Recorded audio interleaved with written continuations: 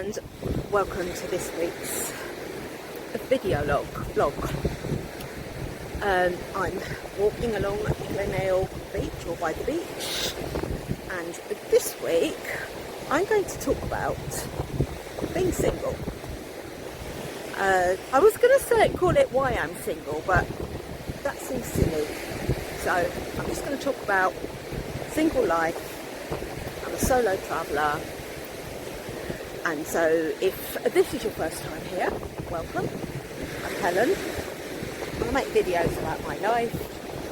I've just recently relocated to Australia, trying to figure it out really, and how I'm going to stay here, or maybe I won't stay here, I don't know.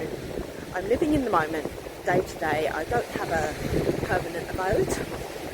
I'm currently staying with a friend in Adelaide. Where I am now is a beach south of Adelaide. So, yeah, so today I'm going to talk about the single life. Now,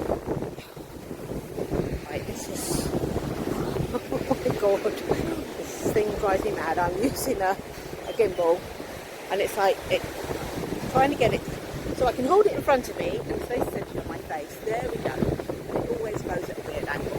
Anyway, that's an aside. I need a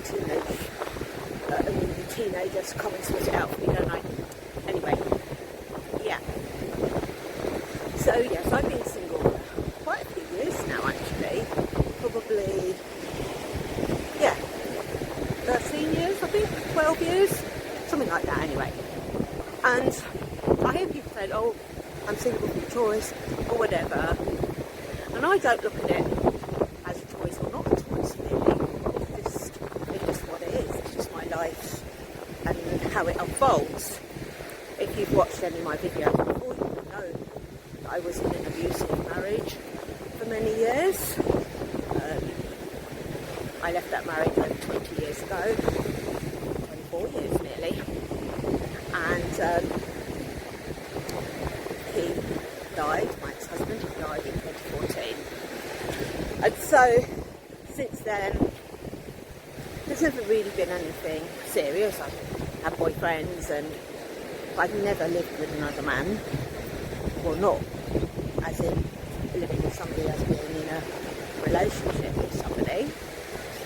I did stay with somebody, a male friend, for a few months, and I think I'm going to talk about that in another video, because I learned a lot about myself during that time.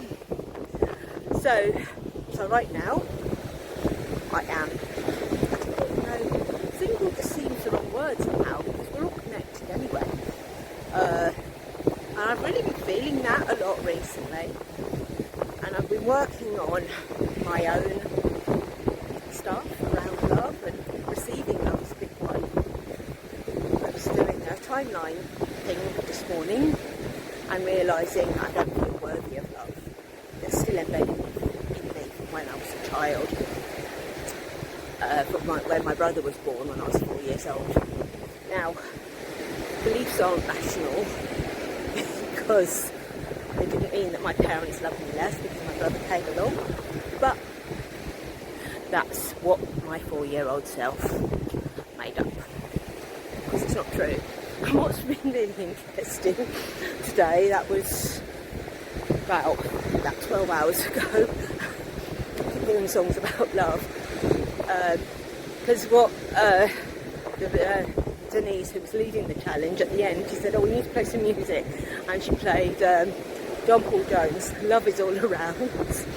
And then I was just in the loo back there, a public toilet, and it's one of these things that's got buttons and things. It tells you, oh, you've got 10 minutes, and it's actually playing music, and the song it was playing, what the world needs now is love, sweet love. I thought, yeah, I just love it when you get these little messages from the universe. So anyway, yeah, so I'm single in the sense that I'm not married, and I don't have a boyfriend or girlfriend. I prefer men. That's my personal preference. But it's funny, isn't it, when you have those forms and you have to tick marital status. I always tick single. I never tick divorced, because if you're single, you're single. It doesn't matter how you came to be single. And I think, why is that even important anyway? Something we need to address, like ageism and all the other things anyway. So,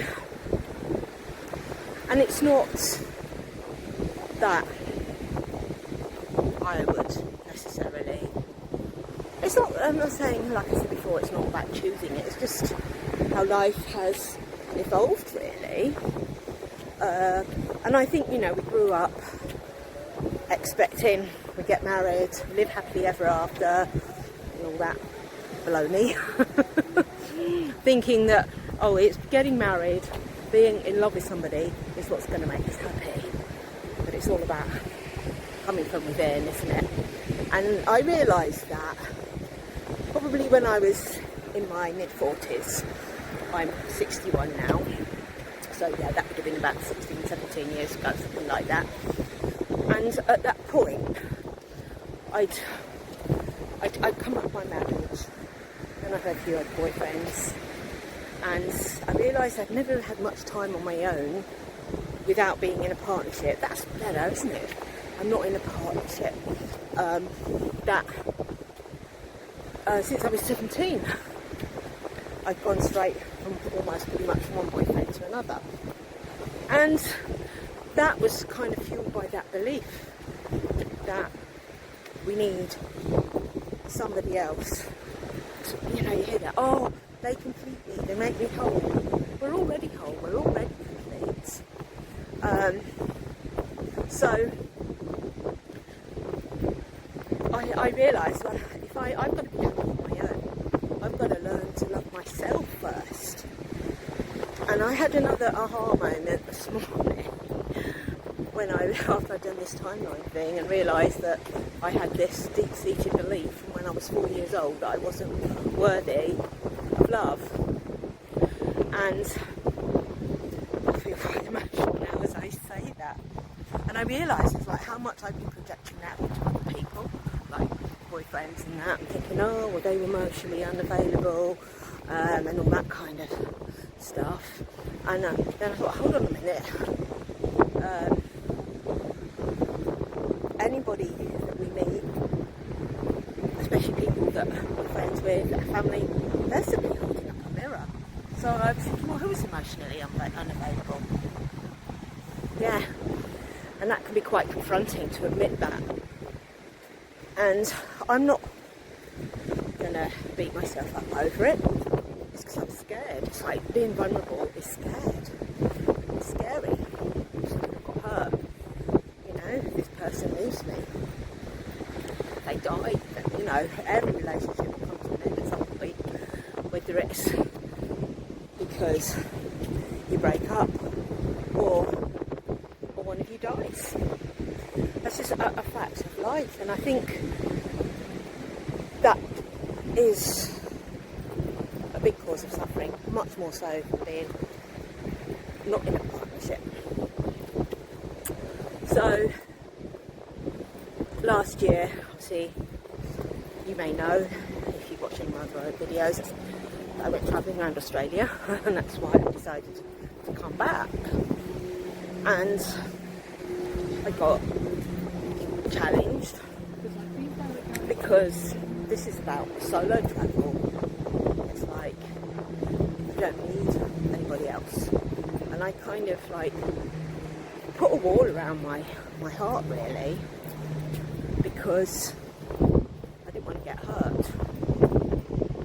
And I was just, and also there was a belief that I was too old as well, and I'm realising that neither of those things are true.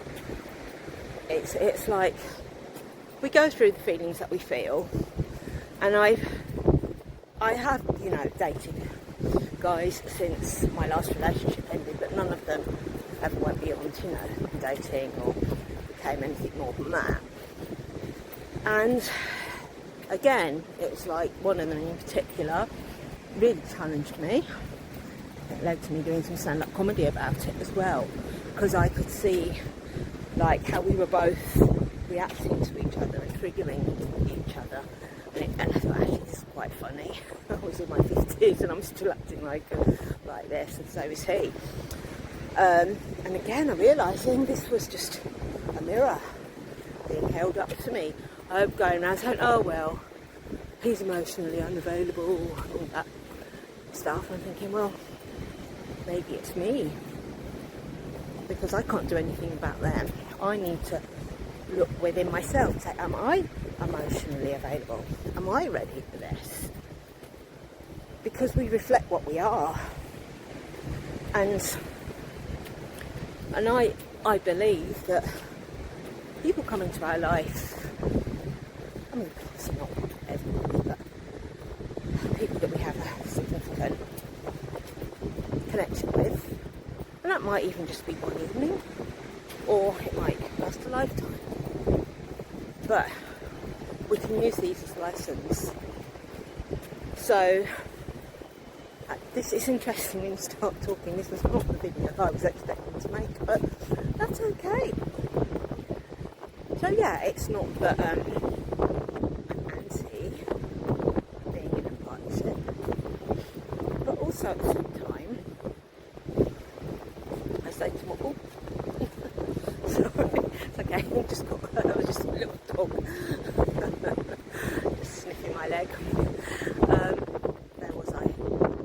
Oh yeah, it's not that I don't want a relationship, and that's not why I'm single. And I've seen videos made by women similar age to me that and I've heard this said quite a few times, oh, I've just given up on the idea.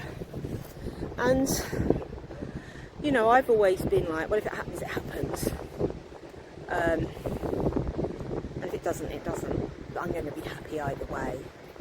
And it just then allows me to have that inner peace, because I'm not craving anything.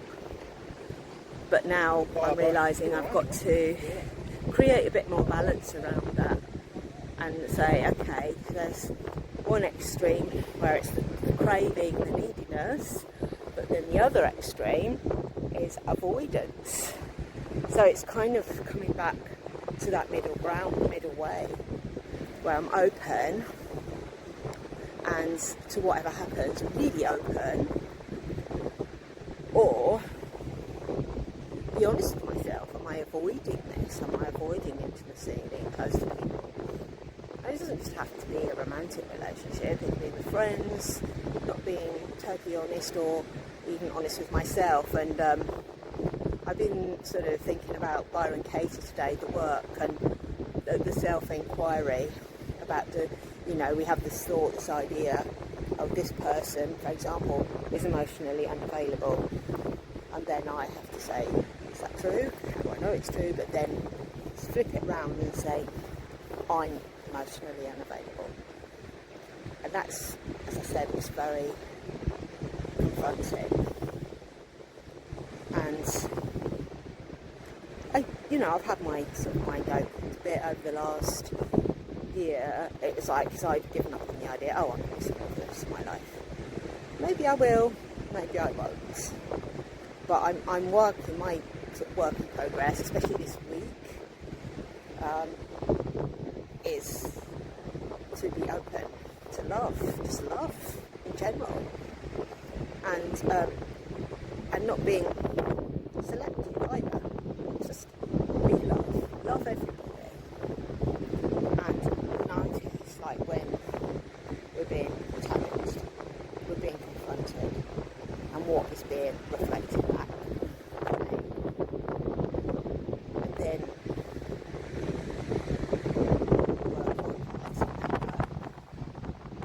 So thank you for watching. Love to hear your experiences below. Please comment, share, like, subscribe to my channel if you haven't already. And I will see you again very soon. And in the meantime, take care. Go well, and lots of love.